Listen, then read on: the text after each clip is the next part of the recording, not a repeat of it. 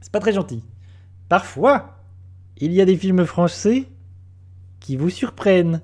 Le règne animal est de cela.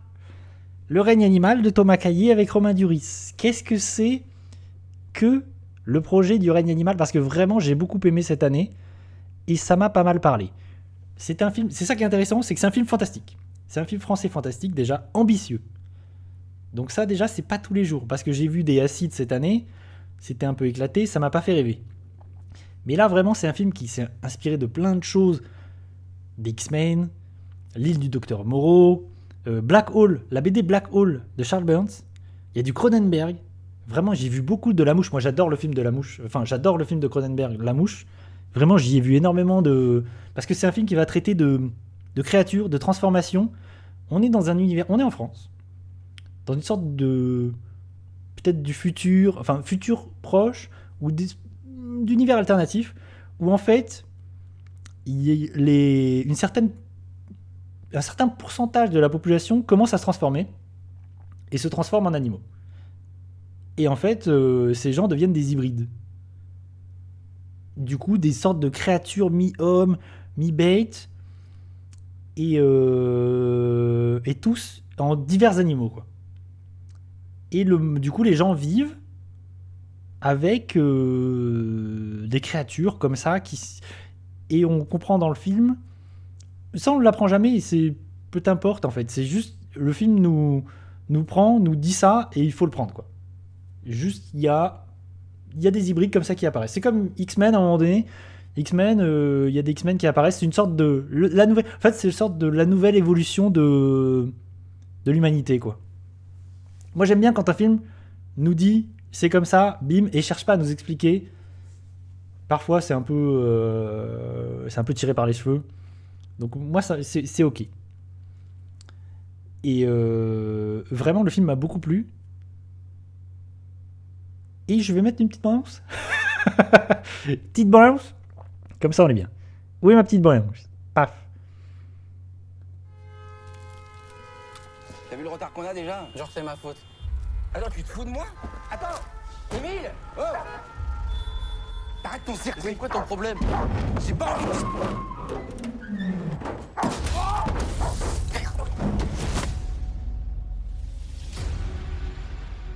C'est une mutation, c'est un phénomène récent, complexe, et j'admets volontiers, on comprend pas tout. C'est ta mère, Émile. Ça t'a fait quoi quand maman elle a commencé à changer? Faut me faire confiance. On va la retrouver. Les recherches commencent à peine. Ça va aller. Il y a des survivants. J'en ai vu hier soir. T'as peur des créatures? Faut apprendre à vivre ensemble. Faut pas avoir peur.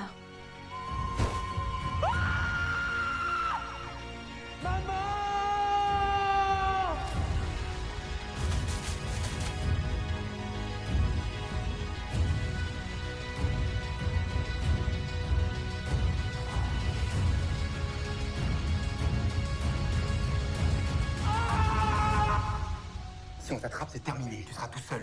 Tu comprends ça? Le règne animal. Alors, on va suivre Romain Duris, qui voit sa femme se transformer. Enfin, on découvre au début du film que sa femme s'est transformée et qu'elle est à un stade vachement avancé, et que du coup, même, il peut plus communiquer avec elle. Et il va y avoir un accident. En fait, des créatures, parce qu'à un moment donné, ça devient vraiment des créatures, des hybrides, vont être transférées, un truc un peu basique, et il va y avoir un accident, et du coup, beaucoup de ces créatures vont se retrouver dans la nature, vont se retrouver perdues dans la nature, dont la femme de Romain Duris. Donc, Romain Duris va partir, le film part là-dessus, il va partir à la recherche de sa femme, et il va essayer de la retrouver coûte que coûte, parce que même si elle s'est transformée, même si aujourd'hui elle est plus vraiment humaine, bah, ça reste sa femme et il l'aime. Et on suit Romain Duris avec un adolescent, avec son fils, et on découvre petit à petit que son fils aussi est en train de se transformer. Et on ne sait pas en quoi, mais il commence petit à petit à se transformer, et c'est un peu lui le cœur du film. parce qu'il voit son monde, et il y a aussi cette métaphore du changement, la transformation, l'adolescence, le corps qui change. Et on va suivre ce jeune garçon qui va se transformer petit à petit et qui va rencontrer d'autres créatures, d'autres gens qui sont à des stades plus ou moins avancés de transformation. Ça, c'est le pitch de base. Et ce qui m'a beaucoup plu dans le film, c'est que c'est ambitieux. C'est que vraiment, le film, il n'hésite pas à montrer les monstres, il n'hésite pas à montrer les créatures, et que c'est hyper bien fait. Vraiment, les prothèses, les maquillages. Franchement, pour un film français, même pour un film tout court, en fait, il faut arrêter de dire pour un film français, ils sont hyper impressionnants. Ouais, en fait, c'est un truc rigolo, c'est que ils se transforment pas, tu vois, c'est pas Twilight où tu deviens un gros loup. C'est une sorte d'hybridation.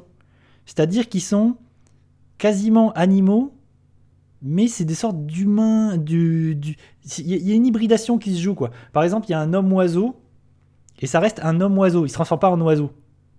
Mais il arrive à un stade de son évolution. Oui, j'ai utilisé Twilight. Il arrive à un stade de son hybridation. En fait, il peut plus parler. Il a presque un bec, il a des ailes et tout, mais il a des serres. Mais c'est pas devenu un oiseau, quoi. C'est une sorte d'hybride. Et tous deviennent des sortes d'hybridation un peu étranges. Du coup, il y a des vraies créatures dans le film. Il y a des monstres, carrément. Vraiment, des créatures, des monstres.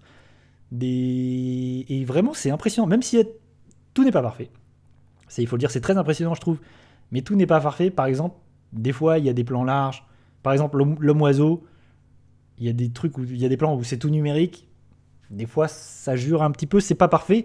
Mais bref, c'est pas très grave. Franchement, j'ai vu 2-3 plans où c'était pas parfait, c'était pas dingue. Mais c'est tellement impressionnant le reste du temps que vraiment, j'étais vraiment surpris, enjaillé, parce que moi, j'adore les films de monstres. J'adore voir des créatures au cinéma. Et un film qui prenne ça comme ça à bras le corps et qui ait envie en plus de le montrer, de montrer des effets pratiques, de montrer des choses bien faites, qui vraiment, tu sens qu'il y a un amour pour le fantastique comme ça, prendre à bras le corps le fantastique et tout, vraiment, ça m'a fait plaisir de voir ça, j'étais content de voir ça. Il y a plein de choses dans le film, vraiment, il y a plein d'influences, il y a plein d'inspirations, il y a du Spielberg par exemple.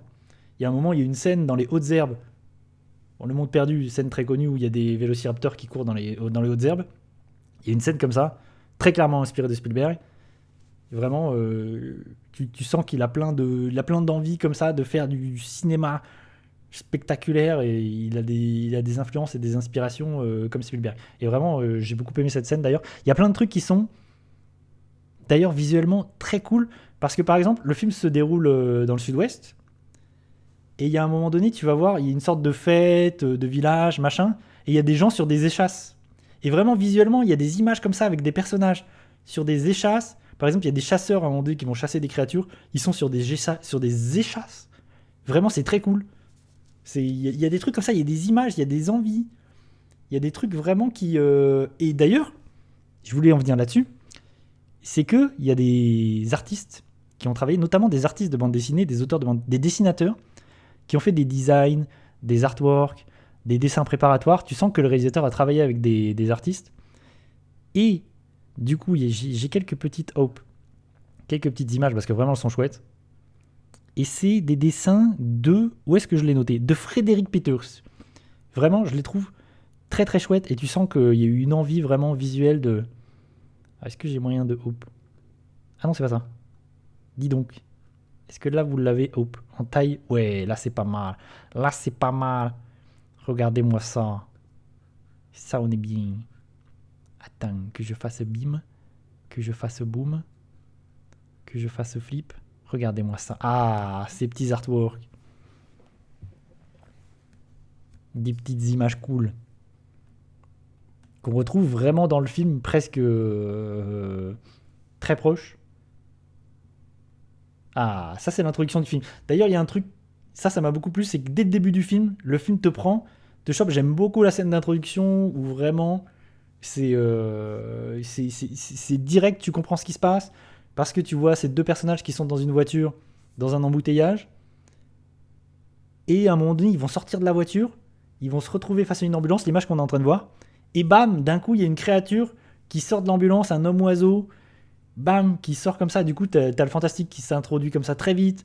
Tu comprends très vite les enjeux. Tu comprends très vite qu'en fait, le film te fait très vite comprendre que t'es dans un monde où les gens vivent avec ces créatures, ces hybrides.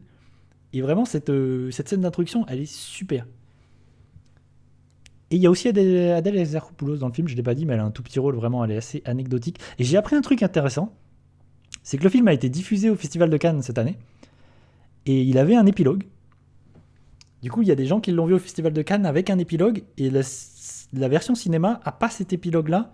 Le réalisateur a décidé de supprimer cet épilogue-là. Donc il y a des gens qui ont vu une version différente. Peut-être que c'est des choses qu'on verra dans les versions Blu-ray, DVD, des choses qu'on verra peut-être apparaître sur Internet. Mais je trouve ça vraiment intéressant qu'il ait décidé du coup... Parce que la fin, elle s'arrête à un moment donné où en fait elle laisse le spectateur ensuite s'imaginer la suite, vraiment faire sa propre histoire ensuite. Brief.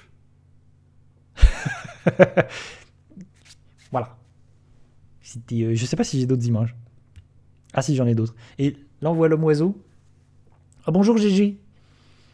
L'homme oiseau, vraiment, je trouve que c'est le personnage, je le trouve magnifique dans le film. Vraiment, j'ai adoré ce personnage dans le film. Je trouve que c'est l'un des plus beaux personnages de cette année. Déjà, visuellement, il est top. Mais l'acteur qui incarne l'homme oiseau, il est top. Oui, je me souviens de toi. ouais, pas de souci, je me souviens de toi.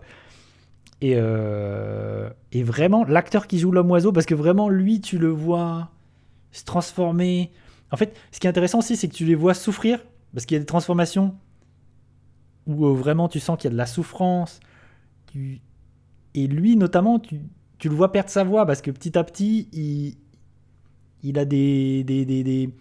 Comme un oiseau, quoi. Vraiment, il va crier, il va avoir... Et au bout d'un moment, il va perdre sa voix. Vraiment, il y a des trucs trop bien avec ce personnage. Je l'ai trouvé magnifique, ce personnage. Vraiment, l'homme oiseau, il est super. Et l'acteur qui joue l'adolescent aussi, Paul Kircher, c'est marrant, c'est comme DiCaprio, j'ai vu des pour et des contre, parce que j'ai vu beaucoup de gens dire que qu'il était nul à chier. Et d'autres gens qui le trouvent phénoménal. Moi, je suis team, je le trouve extraordinaire.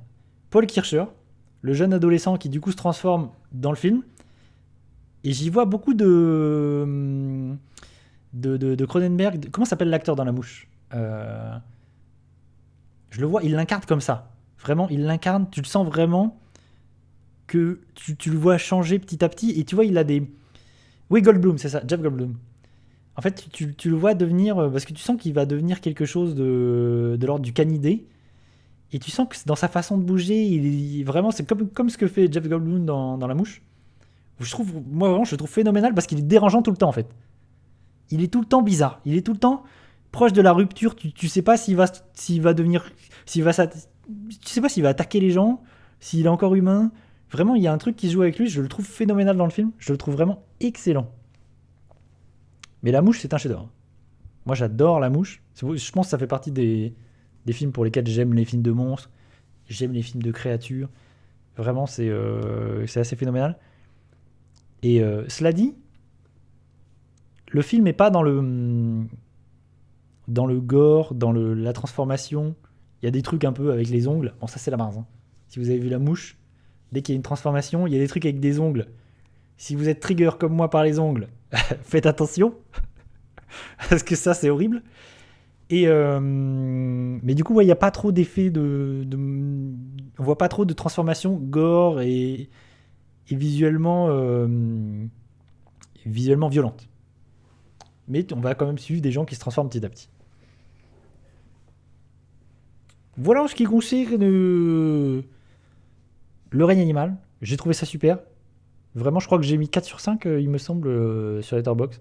Vraiment, là, c'est vraiment une recommandation, un conseil, parce que je sais que souvent, le cinéma français est snobé. Voilà, surtout que le cinéma fantastique français a un peu du mal à vraiment être ambitieux, a du mal à avoir les moyens de ses ambitions. Donc là, pour le coup, pour une fois, on a un film français fantastique, avec des créatures qui vraiment tiennent la route. Au-delà de ça même, est un super film. Moi, j'ai adoré. Donc, pour le coup, c'est un